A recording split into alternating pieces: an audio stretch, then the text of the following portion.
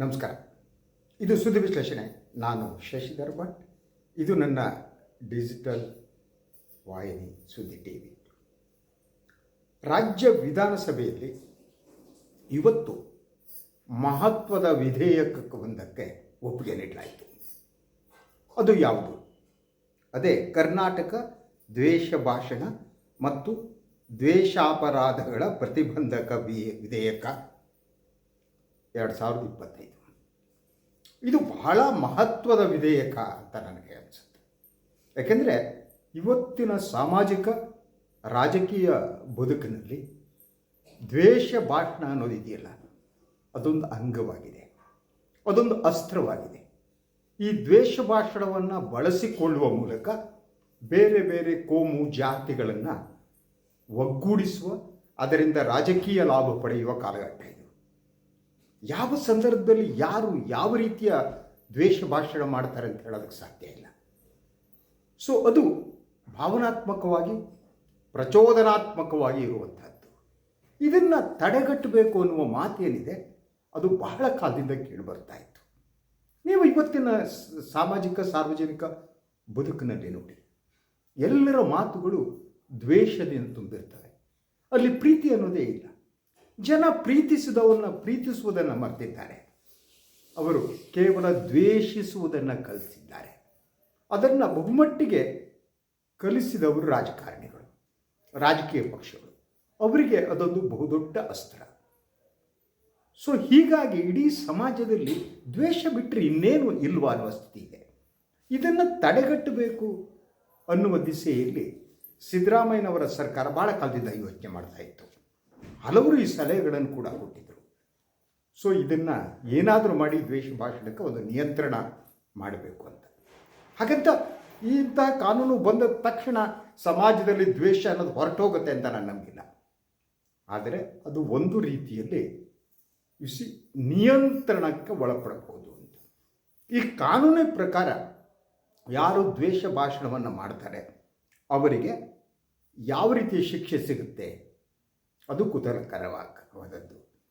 So ಅವರಿಗೆ 1,00,000 ರೂಪಾಯಿ ದಂಡ ವಿಧಿಸಬಹುದು, ಹಾಗೆಯೇ ಅವರನ್ನು ಜೈಲಿಗೂ ಕಳಿಸಬಹುದು ಅಂತ.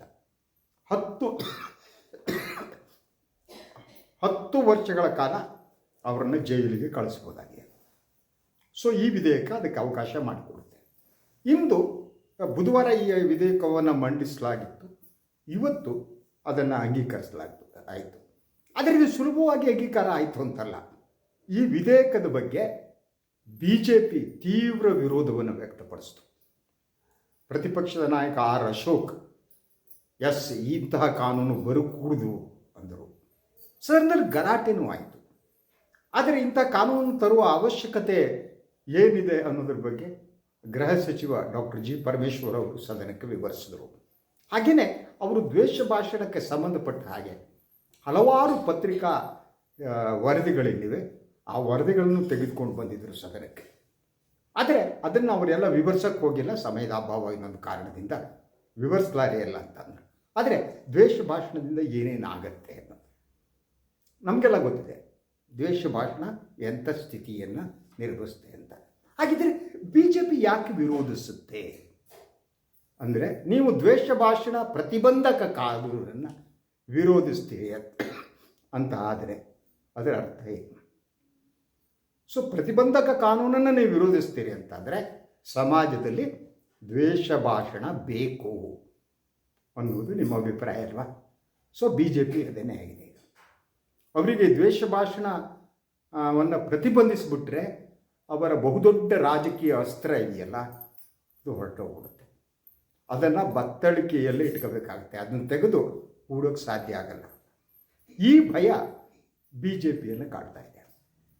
ಸೊ ದ್ವೇಷ ಭಾಷಣ ಇಲ್ಲದೆ ನಾವು ಬದುಕೋದು ಹೇಗೆ?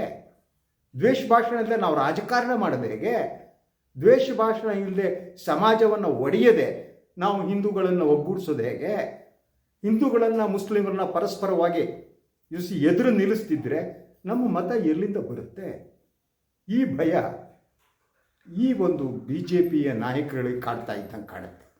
ಅದ್ರ ಜೊತೆಗೆ ಅವ್ರಿಗೆ ಇನ್ನೊಂದು ಭಯ ಇರಬೇಕಿದೆ ಅಂತ ಅನಿಸುತ್ತೆ ನನಗೆ. ಅದು ಏನು ಅದನ್ನು ಹೇಳ್ತೀನಿ. ಸೊ ಅದಕ್ಕೂ ಮೊದಲು ನನಗೆ ಭಾಳ ಮುಖ್ಯವಾಗಿ ಅನಿಸೋದು, ಈ ದ್ವೇಷ ಭಾಷಣ ಪ್ರತಿಬಂಧಕ ಕಾನೂನು ಬಂದರೆ ಯಾರ್ಯಾರು ತೊಂದರೆ ಸಿಕ್ಕೋದಕ್ಕೆ ಹಾಕೋತಾರೆ. ಒಂದು ನಿಮಿಷ ಯೋಚನೆ ಮಾಡಿ.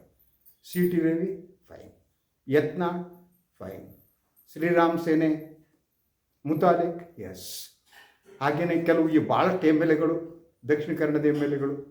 ಸೊ ಈ ದಕ್ಷಿಣ ಕನ್ನಡದ ಎಮ್ ಎಲ್ ಎಗಳ ವಿಚಾರ ಕೂಡ ಇವತ್ತು ಸದನದಲ್ಲಿ ಪ್ರಸ್ತಾಪ ಆಯಿತು.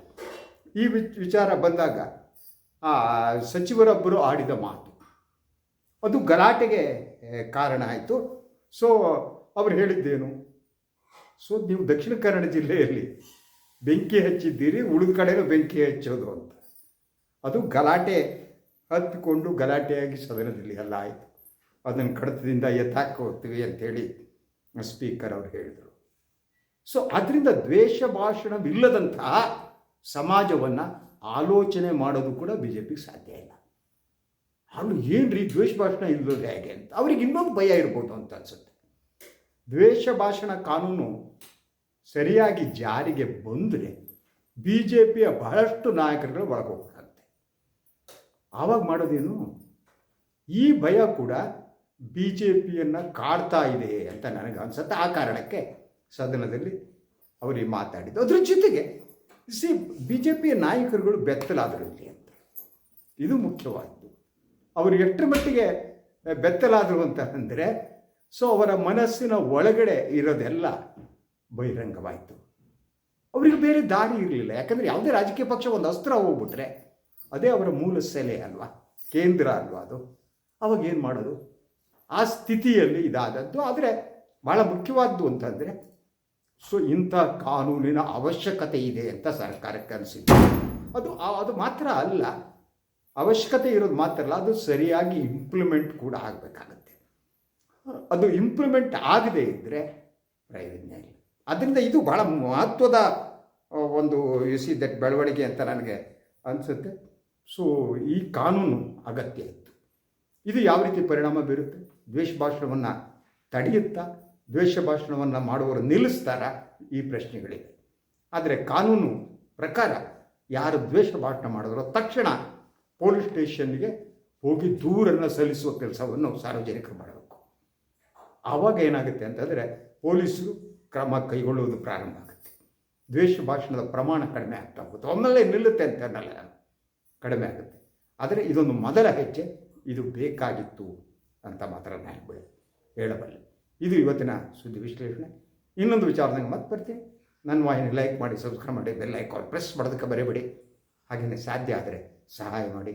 ಸ್ವತಂತ್ರ ಪತ್ರಿಕೋದ್ಯಮವನ್ನು ಉಳಿಸಿ, ನನ್ನನ್ನು ಬೆಂಬಲಿಸಿ. ಎಲ್ಲರಿಗೂ ನಮಸ್ಕಾರ.